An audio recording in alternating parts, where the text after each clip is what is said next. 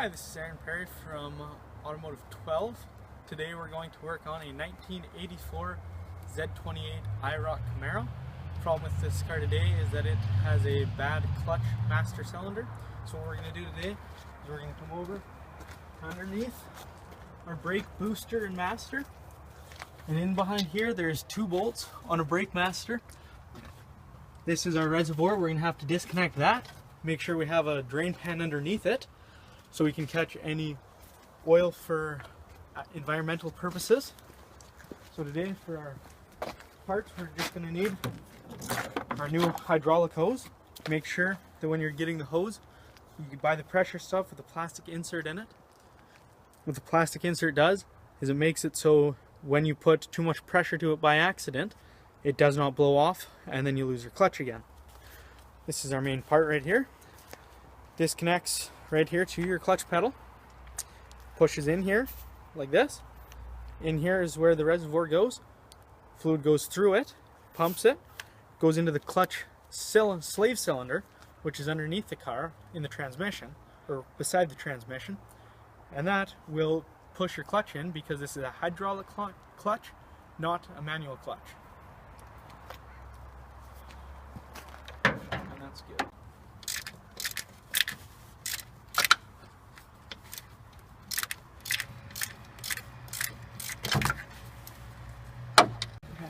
Now we're removing our clutch master cylinder, and all this is actually our reservoir. Just holds our fluid to bring it to our master cylinder, and all it is we're using a 1/4" ratchet with a 10 mil deep and just two bolts to remove it, and then it's off and we can start removing the underneath parts. Okay, so now we're going to go underneath the dashboard of the vehicle. There's two 9/16 bolts, or actually they're a stud with a nut on the end of it. We're going to pull those out, and then we can pop our rod that goes from the brake cylinder, like our master cylinder, right to our clutch pedal. Once the clutch pedal is off, or once it's disconnected from the clutch pedal, we're going to pull it out from the vehicle, and then we're going to have our part that we just had, our new part, able to go in.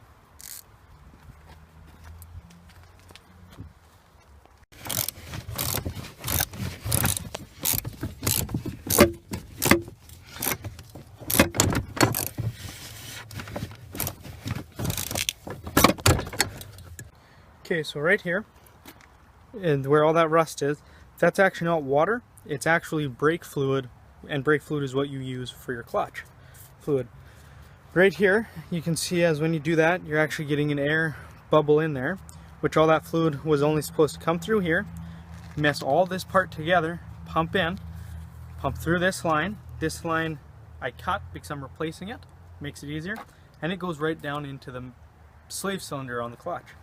Right here, when you push it, you can actually hear that there's an air bubble going through it. And then as it comes back up, you can see that more fluid comes around the ball. Right there. So now we're going to replace this, bleed it, and we're back on the road. So now that we have our hose that goes right down to the bottom where our slave cylinder connects on our transmission, and our reservoir new hose, which we cut off this hose, which again is hydraulic. It's not needed to be hydraulic, but if any back feed went through there, it's better to have. So now I'm just going to feed this down to where the transmission would be, where it is. I'm going to slide this down through, down, and there's a little hole in the firewall right past all this garbage.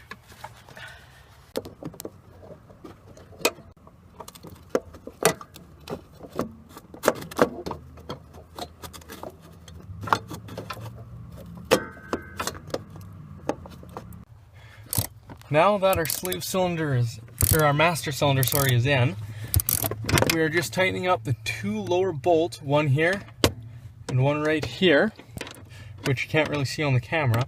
Once those two are tight, then we can put our reservoir back on, and then we can reconnect our new line to our master cylinder, or sorry, our line from the master cylinder to our slave cylinder. And once those are tightened up, then we can bleed the air out of it that we're going to get from putting the new line in. Once that's done, then the car should shift just like it should. So now that we have our clutch master cylinder bolted back up, we have our new line right here that is going to go down to our master or our slave cylinder on our transmission. This wire or this hose right here comes up, and it's where we're going to put on our reservoir. Again, with our 210mm bolt, it's going to slide on. Just all it needs to be is give a good old push on it. Let's pause the video. Okay, so now that we have our reservoir back into our hose, push it down a little bit more, make sure it's snug. We're going to line our two bolts back up right here. We're going to start them always by hand so you don't get a cross thread. Wind it in as far as you can with your fingers on both.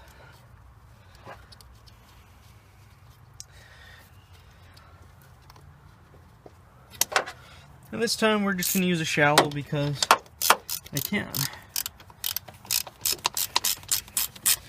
Just tighten these up and only snug. You don't need any more than a couple pounds on them. Again, it's just plastic going into a piece of little tin. So, you don't need any specific torque on them. Just tight will do.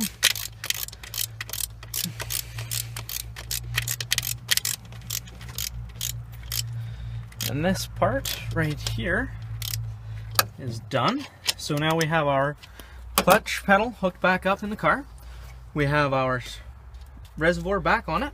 We have our main line right here, which we are now going to feed through the firewall of the car. I'm just going to push this down like so. It will go there. It's going to go just like that. It's going to continue to, ooh, look at that. Now we're going to pull our slave cylinder out. On this vehicle it's external. Sometimes they're inside the bell housing attached to the clutch. So I'm quite lucky to actually have an external slave cylinder on this. The reason I got to pull it out is because I cut this hose to put my new hose back on. And now that the new hose is down here, I have to reconnect it. And it's way up on the top. And I wouldn't be able to get it unless I disconnected this. So, with one more bolt coming out, then we will reconnect. So now we have our hose cut to length, or close to. We're just going to tie it up because we don't want it to touch the engine. So we're going to tie it to the firewall in the original clamps that it came in. You will see on your own vehicle when you ever do this. But there is a few little clasps. I'll probably have to make new ones for this, because it is in 1984. So, right here we're just tightening up two hose clamps just to reinsure that we're not going to have too much pressure here and blow it off. So, here's one, and we're just using a 1/4 inch ratchet and a 1/4 inch socket. 1, 2. So now that we have our reservoir hooked up, our slave cylinder hooked up, all of our lines hooked up, hoses all hooked up and tight, and our rod hooked up that goes inside the vehicle, we're now going to open a new can of DOT 3 certified brake fluid. And it will always say, if you don't know what's in it, don't use it. Make sure that the cap, unless you recall using it, is good and clean. See that little tinfoil stuff? Because this and water has nearly the same viscosity in it, and water will destroy your calipers or whatever. This actually has a lubricant in it, so it will not destroy it, but you are supposed to flush it, because when you heat it after a year or two, it turns to water and it will rust the insides of what you're working on, or what it's working on. And you just nicely start to pour with always from the side, and then you don't get a bad chug. The bleeder is open, so we can do what you call a gravity bleed. And as soon as you start to hear and see, you can see bubbles coming out. Bubbling, that just means it's making its way down the line. As it works, it will go down through the line, through the slave cylinder, through the master, and then it will just start to drip out into our drain bucket, and then we can start to bleed it properly. And when we bleed it, All you're looking for is when someone pumps the pedal a few times, holds it, and you crack the bleeder. You do that until you get a steady stream coming out with no air into it, and then you know you're done. Thanks for watching this Tech 12.